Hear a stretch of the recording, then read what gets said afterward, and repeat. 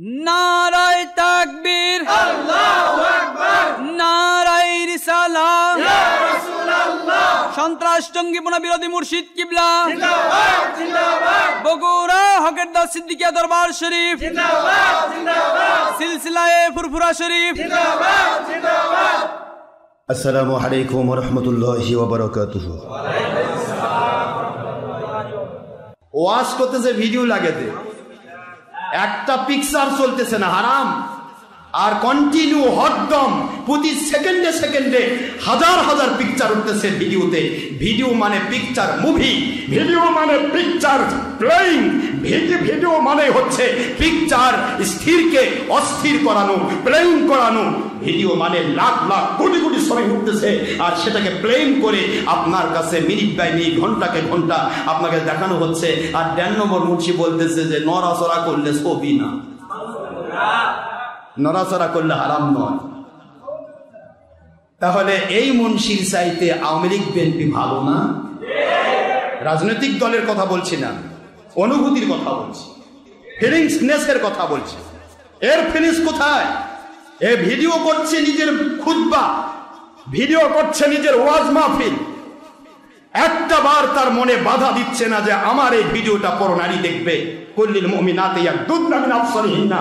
আমি যে কোরআনের ওয়াজ করছি, যে কোরআনের সূরাতুন নূরের 31 নম্বর আয়াতে আল্লাহ বলেছেন মুমিনা নারী পরপুরুষের দিকে চোখ পড়লে হাই লো করতে হবে, এটাই কোরআনের আইন। এই 1 নম্বর মুন্সি ভিডিও দিতে একবার চিন্তা করলো না যে আমার ভিডিওটা লাইভ হচ্ছে, আমার ভিডিওটা প্রজেক্টর ভিত্তিক মহিলা পুরুষ সবাই দেখতেছে, প্রত্যেকটা মহিলা দাউস হচ্ছে, দাউসকে নিয়ে আমি জাহান্নামে যাব, জান্নাতে কেমনে যাব?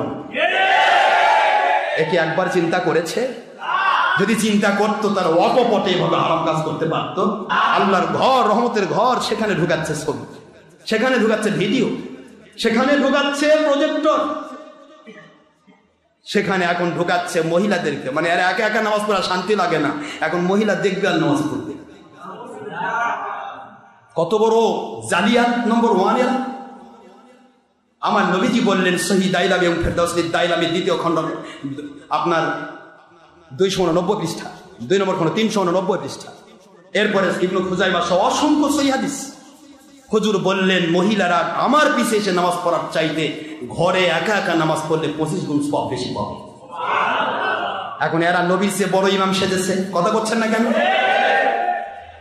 এদেরও যদি আপনি লাইকার হন, এদের পক্ষে যদি ভিউয়ার হন, এদের পক্ষে সাবস্ক্রাইবার হন, আর এদের পক্ষে ওকালতি করতে গিয়ে আল্লাহর ওলিদের দুশমনি করেন, তাহলে আপনি ওদের সাথে বড় বেঈমান। এর নাম শয়তান। এর নাম কি? লা ইয়াত্তাখিযুল মুমিনুনাল কাফিরিনা আউলিয়া মিন দুনিল মুমিনিন।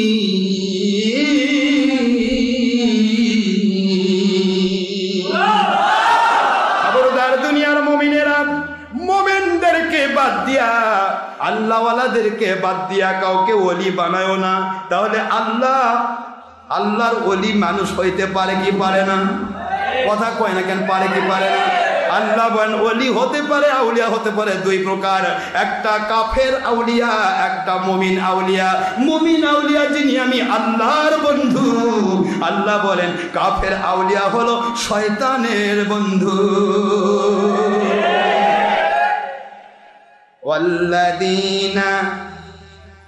আল্লাহ বলে দিলেন ওয়াল্লাযীনা কাফারু, যে মানুষগুলো কুফরি করে, আউলিয়াহুমুত তাগুত ইখরিজুনাহুম মিনান নূরি ইলাল যুলুমাত।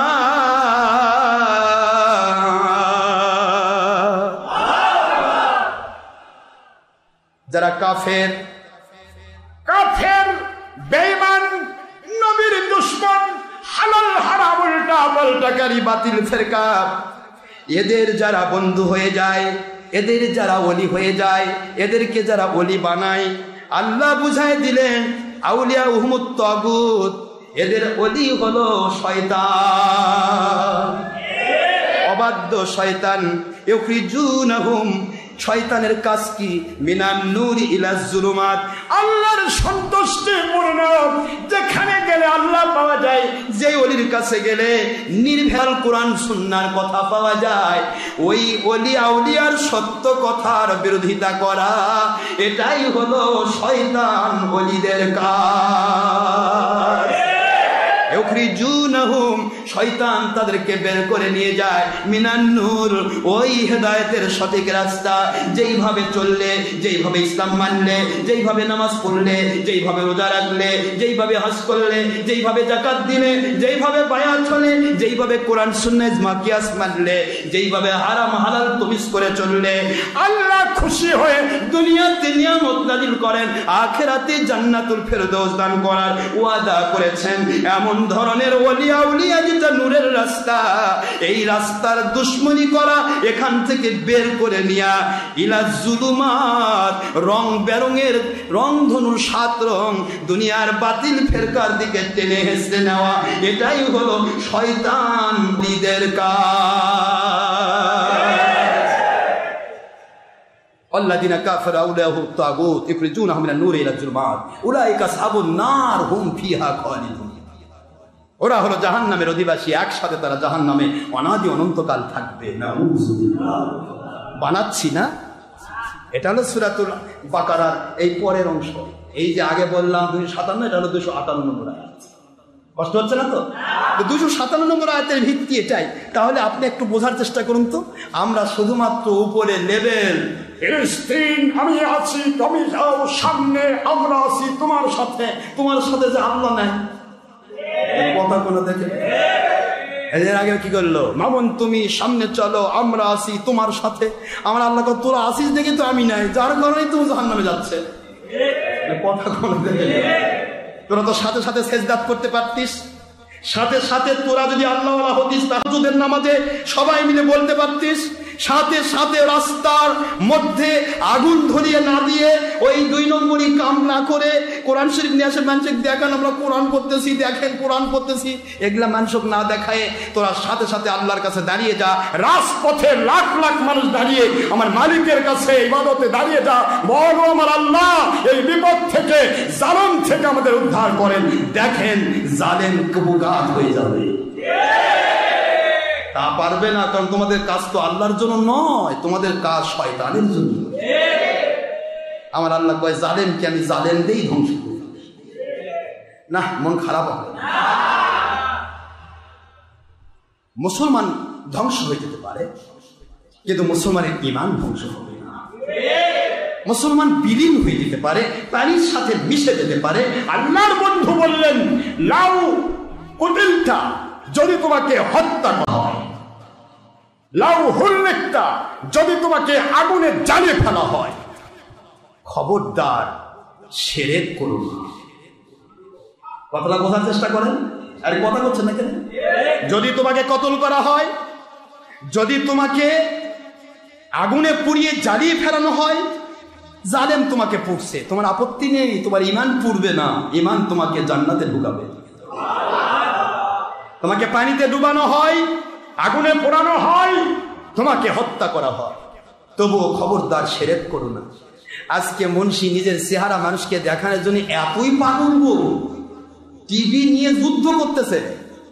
টিভি আলা মুন্সিরা সাবধান, সাবধান। নিজের নফসের উপর একটা বার জিজ্ঞাসা করে দেখো, তুমি টিভিটা দেখাচ্ছ কাকে? যদি আল্লাহকে দেখানোর জন্য হয় তাহলে টিভি লাগবে না, আল্লাহ সব দেখে। আর মানুষকে দেখানোর উদ্দেশ্যই টিভি, আর মানুষ দেখানো আমলই শিরক। আমার আল্লাহ বলে দিলেন যদি কতল করা হয় তবুও শিরক করো না, যদি আগুনে জ্বালানো হয় তবুও শিরক করো না, পানিতে ডুবিয়ে মারা হয় শিরক করো না, কারণ আশ-শিরকু যুলমুন আযীম, শিরক আমি আল্লাহর উপর বড় জুলুম। আল্লাহু লা ইয়াহদিল কওমাজ জালিমিন, আমি আল্লাহ জালেমকে হেদায়েত দেই না, সে কখনো কুল কিনারা পাবে না, সে দুনিয়াতেও ধ্বংস হবে, আখিরাতেও জাহান্নামে ধ্বংস হবে অনাদিকাল। নাউযুবিল্লাহ। শিরক করা থেকে আল্লাহ কত বড় কঠিন কথা বলে দিলেন নবীজির ভাষায়। আর সেখানে মুন্সি শিরক করতে গিয়ে আমার সাথে যুদ্ধ করতেছে। আশরাফ সিদ্দিকী কি বুঝে, ছবি ভিডিও নড়াচড়া করে, এটা চলবে? স্থির চিত্র চলবে না, ওটা নড়াচড়া করে না, ওটা ওটা সম্মান করা যায়, ওটা পছন্দ করা যায়, ভালোবাসা যায়। কিন্তু স্থির ভিডিও চলবে, কারণ এটা নড়াচড়া করে, এটা ধরা যায় না। নড়াচড়া করে দেখেই তো আমি বলতেছি একটু পায়খানা তোর মাথায় দিব তরল করে, খেলে দর করে পড়বে। হালাল বল, কথা পায়খানা পরে থাকলেও হারাম, কথা কয় দেখেন, পায়খানা নড়াচড়া করলেও হারাম, নড়াচড়া না করলেও হারাম। পেশাব ঠিক আছে, পায়খানা অনেকের শক্ত পায়খানা হয়তো গড়ে গড়ে পড়বে না, পেশাব তো পড়বে। আচ্ছা পেশাব এমনি কি হারাম না হালাল? এখন কোনো মসজিদে কয় যে পেশাব এমনি পরে থাকলে হারাম, তবে নড়াচড়া করলে হারাম না। এখন মাথার যদি ঢেলে দেয় পেশাব, গোটা শরীর মাখে যাবে, এটা তো জায়েজ। কি কথা বলছেন না কেন? মুন্সি কেমনে লেজে গোবরে ধরা খাইছে দেখছেন? লেজে গোবরে ময়দা দেখে মন খারাপ করতে দেখেন। মুন্সি কেমনে লেজে গোবরে ধরা পড়লো, এরা বলতে পারতেছে না, ভুল করতেছি। তলে তলে কিন্তু আল্লাহ বলতেছে, আল্লাহ মাফ করে দেন, আল্লাহ আল্লাহ আমরা তো ধরা খাইছি, আল্লাহ দয়া করে মাফ করে দেন। মানুষ যদি জানে তাহলে তো আমার ভক্ত থাকবে না। মুন্সি সারা জগতের সব মানুষ যদি তোর ভক্ত হয়ে যায় আর আমার আল্লাহ যদি অসন্তুষ্ট হয়, তোর চার পয়সার দাম নাই, জাহান্নামে যাবে সবাইকে নিয়ে। সারা জগতের সব মানুষ যদি তোর বিরুদ্ধে চলে যায় আল্লাহর পক্ষে বলার কারণে, আমার আল্লাহর পক্ষ নেওয়ার কারণে একজন মানুষ যদি তোকে ভক্ত হয়, ওই একজন লোককে নিয়ে তুই জান্নাতে যাবি, এই চিন্তা তোর মাথায় নাই, কারণ তোর ঈমান নাই। ঈমান নাই।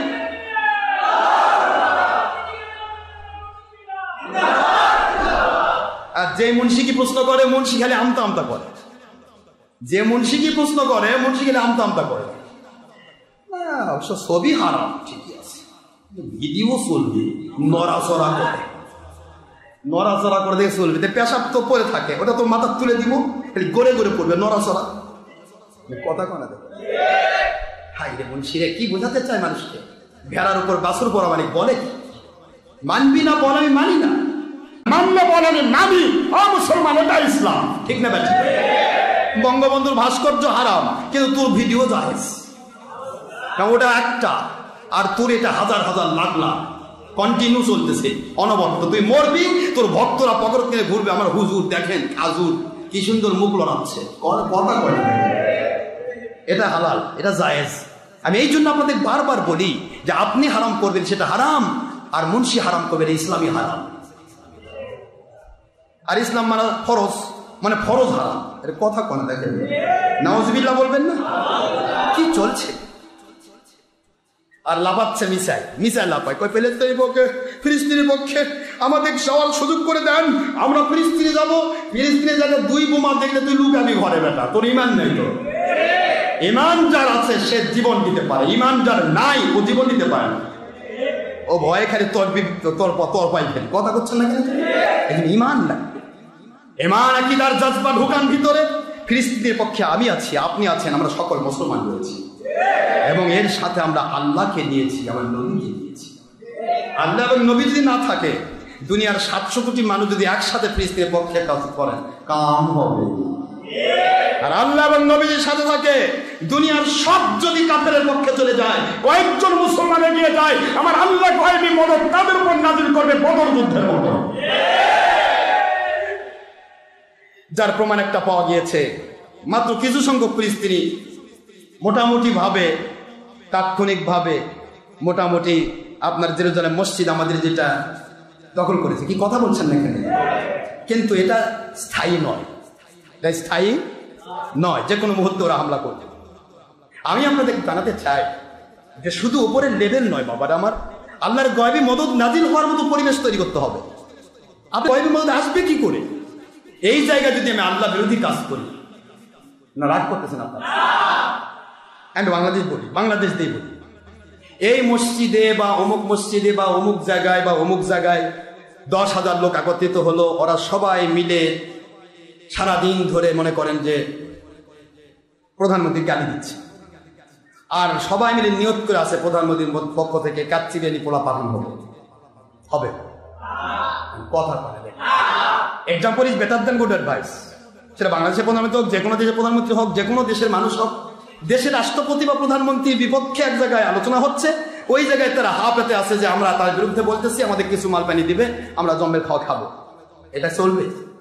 টিকবে? তাহলে এইটা এই মসজিদে বা এই মসজিদ আপনি ওয়াজ মাহফিলে বা এই কোটি কোটি মানুষের মধ্যে আপনি আল্লাহ বিরোধী কাজ করবেন আর আল্লাহর গয়বে মদদ আশা করে আপনি চুপ করে থাকা, এটা ঠিক যেন ওই রকম নিম গাছ ফলায় আঙ্গুর আশা করে মোছে তা দেওয়া। এ কি আপনি এক্সাম্পল বোঝেন না? দুনিয়ার একটা দল, সে দলের বিরুদ্ধে বলে তার কাছ থেকে মাল পাওয়া যায় না, দলের পক্ষে চামচাগিরি করে মাল কামাই করা লাগে। আর আমার মালিক কি, যিনি আপনার অন্তরের ভাষা জানেন, সেই মালিককে আপনি দুশ্মনী করবেন, মালিক যা হারাম করেছেন তা হালাল করবেন। আমার মালিক নবী প্রেম ইমান বলেছেন, আপনি নবী প্রেম দুশ্মনী করবেন। মালিক বলেছেন নবী কারো মতো না, আপনি নবীকে আপনার মতো বলছেন, বড় কার মতো বলছেন, মাটির মানুষ বলছেন। মালিক বলছেন নবী হায়াতুন নবী হিসেবে জিন্দা অবস্থায় তিনি তার কবরে রয়েছেন, যেমনটি নবীকে শোয়ানো হয়েছে ঠিক ওইভাবে আছেন, কিয়ামতে ওইভাবে উঠবেন। সুবহানাল্লাহ বলবেন না?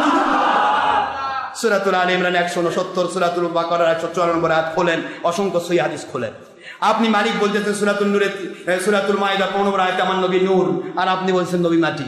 এইরকম হাজার চিন্তা। আল্লাহ বলেন আপনি বলছেন হালাল, আল্লাহ বলছেন হালাল, আপনি বলছেন হারাম। আল্লাহ বলছেন নারী নেতৃত্ব হারাম, আপনি বলছেন নারীর কবলের তোরা ঢোকো। যে যতবার আসে, একবার আসবে বিরোধী দল, তার সাথেও যোগ দাও, তারপরে আসবে আরেক দল, তার সাথেও যোগ দাও। সবটার নেতাই নারী, আর বাইরে যা মনসি করছে নারী নেতৃত্ব হারাম। আমার আল্লাহ কয় কি বুঝিস তোমরা, কি বলো তোমরা? একটা জায়গাতে একটা দলের দুশ্মনী করে ওই দলের কোনো নিয়ামতের আশা করা যায় না। অথচ দল জানে না, দলকে ফাঁকিও দেওয়া যেতে পারে, দলকে ভুলও বোঝানো যেতে পারে। ভাই তোমার দলের বিরুদ্ধে বলবো, আসলে আমি তোমার বিরোধী নই, শুধু মানুষকে একটু দেখাচ্ছি, মনে কিছু নিবেন না। এরকম বলেও কিছু করা যায়, দল বোঝেন না যে আমার বিরোধী না, আমার পক্ষে।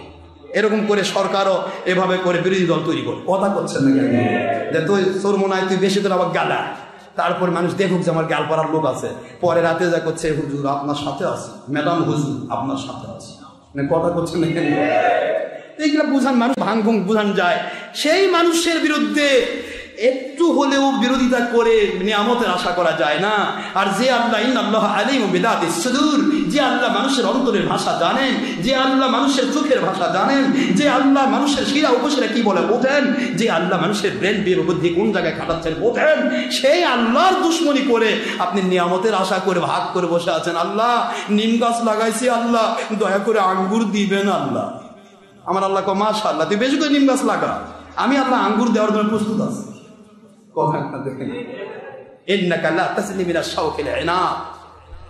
আপনি কখনো কাটা গুল্ম লাগিয়ে সেখানে আঙ্গুর পাওয়ার আশা করতে পারেন না। আঙ্গুর পেতে হলে আঙ্গুরের গাছ লাগাতে হবে। এই কথাগুলি বুঝতে হবে। নিয়ামত পাওয়ার যোগ্যতা বানাতে হবে, আমাদেরকে নিয়ামত পাওয়ার যোগ্যতা সম্পূর্ণ বানাতে হবে। আমি বাংলাদেশ সহ সারা পৃথিবীর সকল সরকার প্রধান যারা ফিলিস্তিনের পক্ষে, ইসরায়েলের বিপক্ষে আপনারা যারা কথা বলছেন বা আইন সংসদে আপনারা ঘৃণা প্রস্তাব দিয়েছেন বা যেটা যেটা করেছেন, আমি আপনাদের পায়ে হাত দিয়ে বলছি, ওই সংসদগুলো থেকে একটি বারের জন্য সমস্ত ইসরায়েলি পণ্য বন্ধের ঘোষণা দেন। দেখেন ইসরায়েল ফকির হয়ে যাবে। পৃথিবীর লক্ষ কোটি মানুষের, লক্ষ লক্ষ কোটি কোটি মানুষের পক্ষ থেকে ওরা হাজার হাজার lakh crore million billion trillion টাকা ওরা উপার্জন করছে, আর দেশ বিদেশের বিভিন্ন অস্ত্র কিনছে, আর সেই অস্ত্র দিয়ে ওরা ফিলিস্তিনে আঘাত করছে। আর তোমরা করছো আমরা ফিলিস্তিনের পক্ষে, আল্লাহ আমরা টাকা দিছি ওদের ফিলিস্তিনে মারার জন্য, আর মানুষ দেখাচ্ছে আমরা ফিলিস্তিনের পক্ষে। আল্লাহ তোর মতো মুনাফিক দুনিয়ার নাই। মুদাব্দাবিন লা ইলাহা ইল্লা ওয়া লা ইলাহা ইল্লা মুদাব্দাবিনা বাইনা যালিক। দুদিন বান্দা কলমা সুর না পায়, শ্মশান না পায় গোর। সাবধান, যা করে অন্তর থেকে কর। অন্তর থেকে ছোট্ট একটি জিনিস করলে আমার আল্লাহ খুশি হয়ে যান, ওইটাকে পাহাড় পরিমাণ বানায় তোমাকে নাজাত দিয়েছিল। অন্তর দিয়ে করতে হয় বাবাজিরা। আল্লাহ আমাদের বোঝার তৌফিক দিন। আমি বলতে পারছি না, সময় নেই। আমি অনেক কষ্ট দিয়েছি আপনাদেরকে, কোনো কথাই আমি কমপ্লিট করতে পারি না। শুধু এটুকু বলতে চাই যে আমরা মুমিনকে বাদ দিয়ে কোনো কাফেরকে বন্ধু বানাতে পারবো না। এই নিষেধ কার?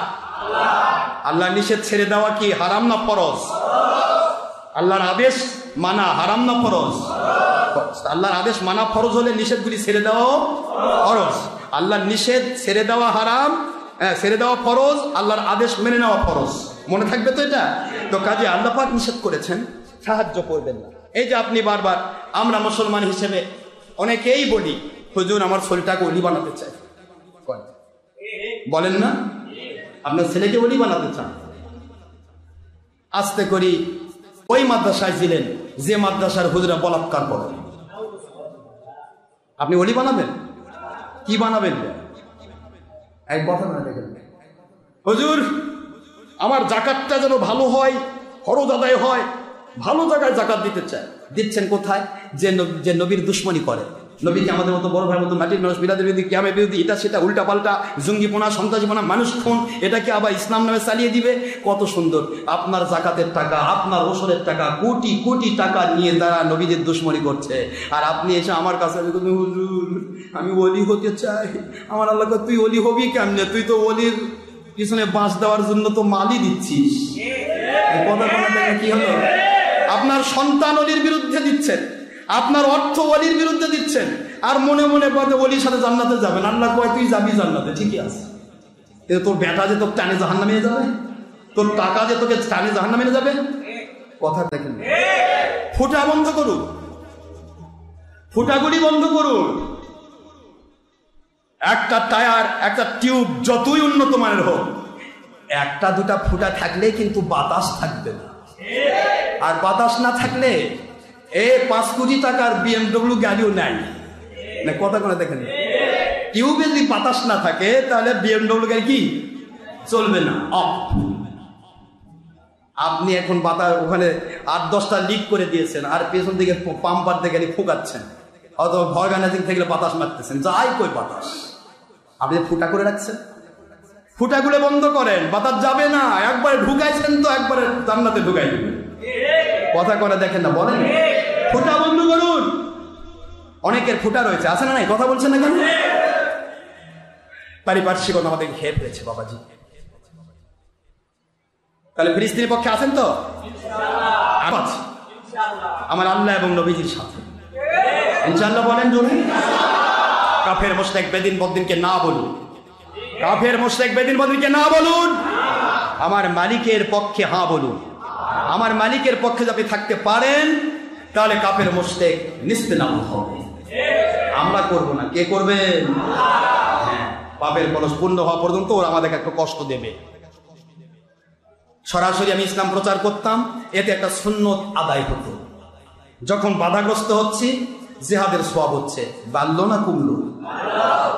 এই আপনার আমার মর্যাদা বাড়ানোর জন্য কাফের দিয়ে, নাস্তিক দিয়ে, জালেম দিয়ে একটু গুঁতাগাতি দিয়ে নেওয়া হয় যে ইটাটা পাকছে না পাকেনি।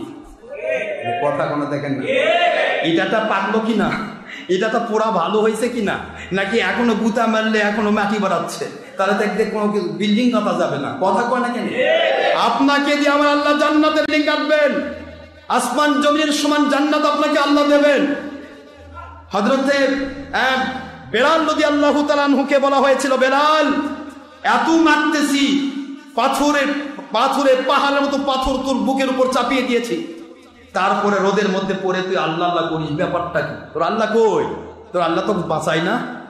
বেলাল বলে, রে কাফেরেরা, এ মুশরিকেরা, আমি বেলাল কাফরি যুবক, চেহারা ভালো হোক আর না হোক, আমার রং থাকার না থাক, আমার মালিক যে কত ভালোবাসে রে, তা পরীক্ষা করার জন্য একটু বাজায় নিচ্ছে।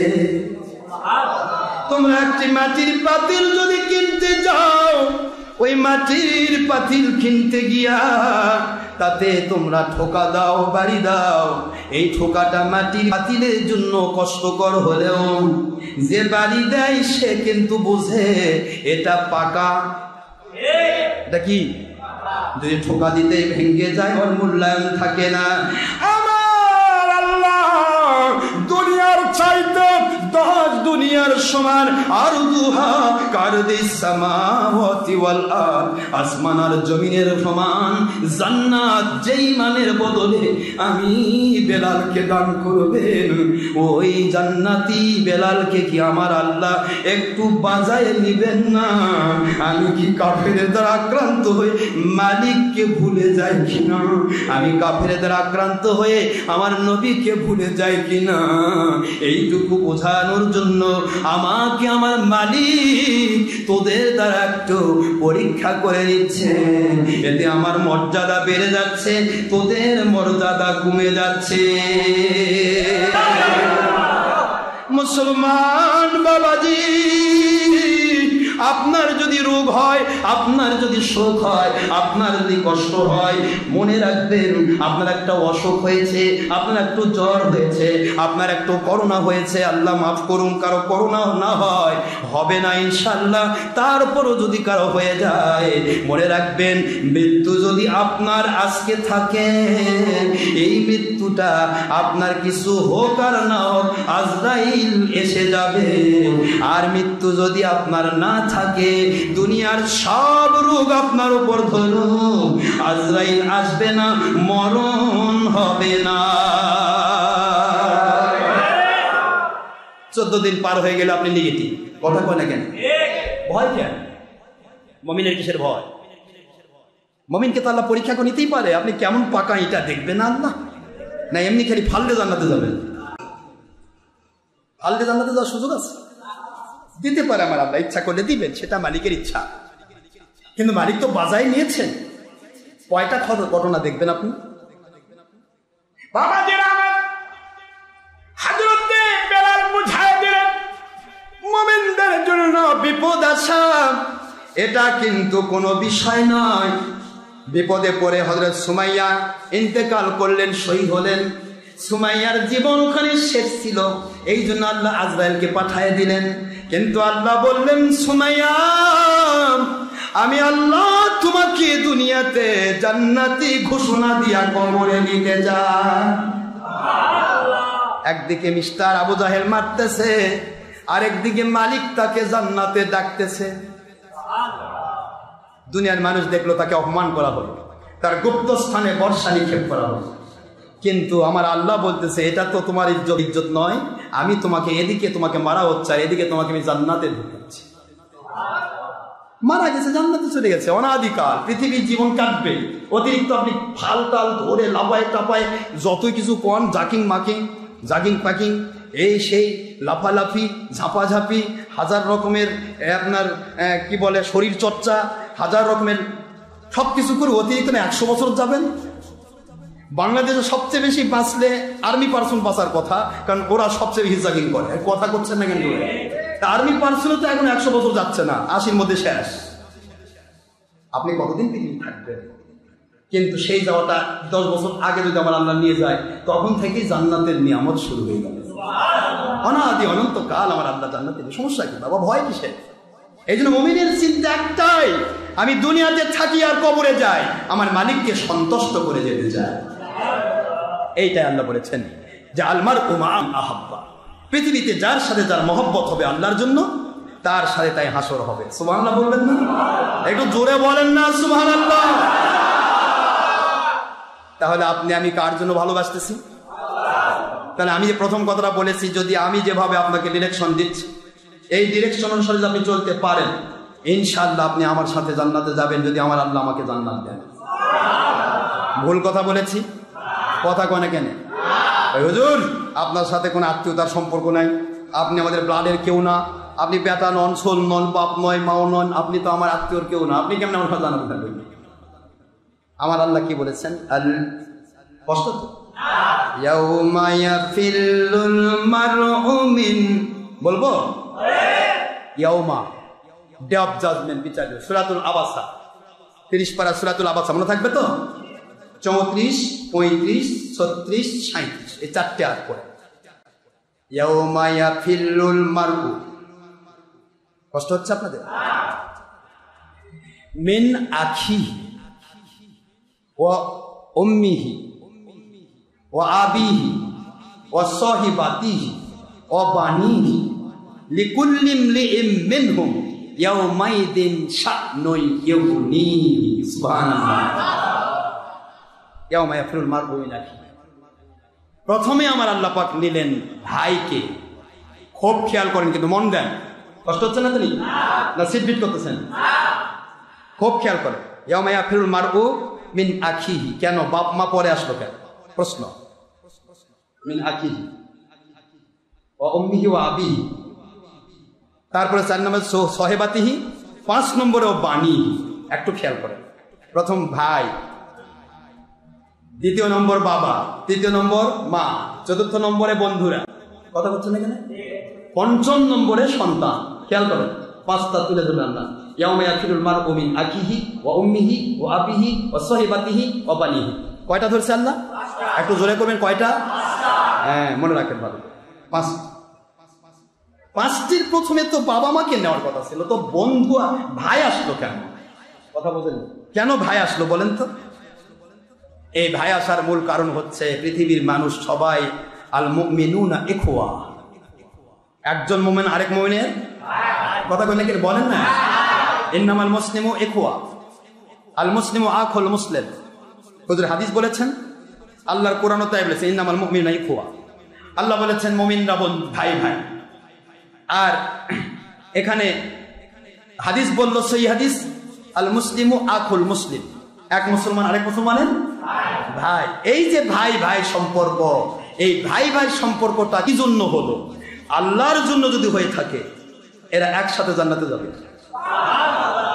কিন্তু বেশিরভাগ ভাই ভাই সম্পর্ক, এক মুসলিম আরেক মুসলমানকে দলের স্বার্থে ভালোবাসে, যার কারণে প্রথমে ধরেছে আল্লাহ ভাই, যে তোর ওই ভাই, যেই ভাইকে দলের সাথে সাপোর্ট করতে গিয়ে আল্লাহকে ভুলে গিয়েছিস, যেই ভাইকে নফসের গোলামির সাথে সাপোর্ট করতে গিয়ে আল্লাহকে ভুলে গিয়েছিস, যেই মুমিন ভাইকে দলের তোর দুনিয়ার স্বার্থে, অর্থের স্বার্থে, টাকার স্বার্থে ভালোবাসতে গিয়ে আল্লাহ রসুলকে ভুলে গিয়েছিস, ওই ভাইগুলো তো প্রথম ভুলে যাবে। কথা কয় না? দেখেন না?